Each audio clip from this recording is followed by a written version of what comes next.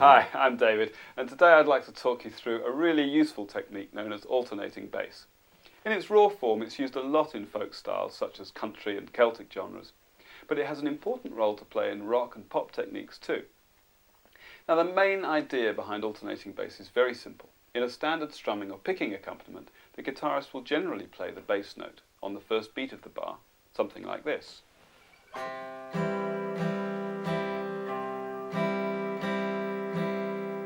Or maybe like this.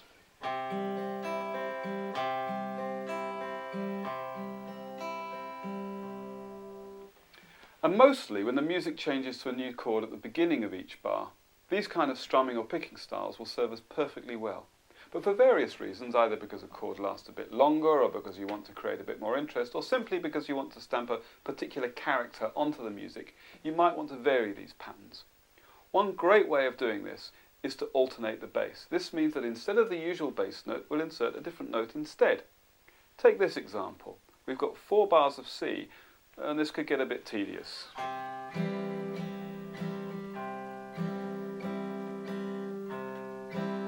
Well, you get the idea. How about this instead?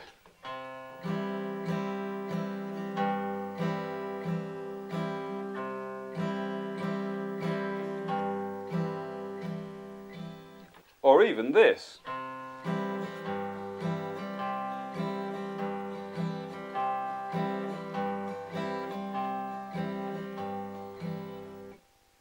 Let's have a closer look at what's happening here. You'll be aware that certain chords sound great together, and you've probably come across this kind of thing. You play a G7, and it almost cries out to be followed by a chord of C. Or if you were to play a B7, it wants to go straight to E.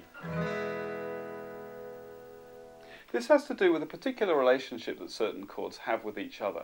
In this case, we're playing one chord that wants to resolve to another chord. And without getting too technical, it's known as the dominant tonic relationship. The link between G7 and C is that G7 is the 5th chord of C.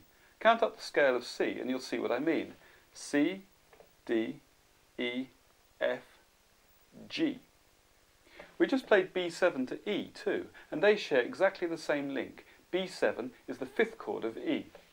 E, F sharp, G sharp, A, B. Now, playing chord 5 creates some kind of expectation that you're going to be playing chord 1 next. Here's another example. Here's a D chord. So what would chord 5 be? D, E, F sharp, G, A. Okay, so chord 5 of D is A, and we'll stick a 7th in there for good measure to make it A7. And you can hear that A7 wants to go to D. Right, now that we've established this important relationship between chord 1 and chord 5, what does that have to do with alternating bass notes? Well, have another listen to what I played a moment ago.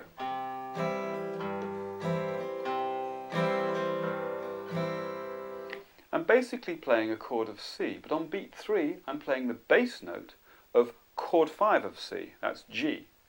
I'm not actually changing to G7, that would be a bit cumbersome, a bit over the top in fact. I'm simply switching to the bass note of chord 5.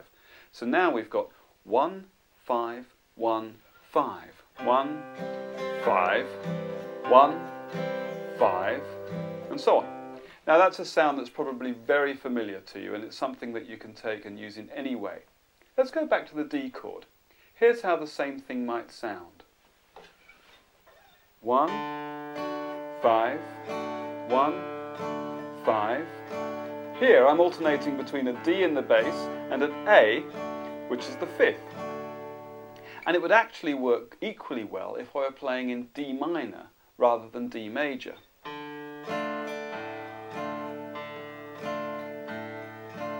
You can see this works in minor keys. Here it is in A minor. 5 of A is A, B, C, D, E. So we can alternate to an E in the bass.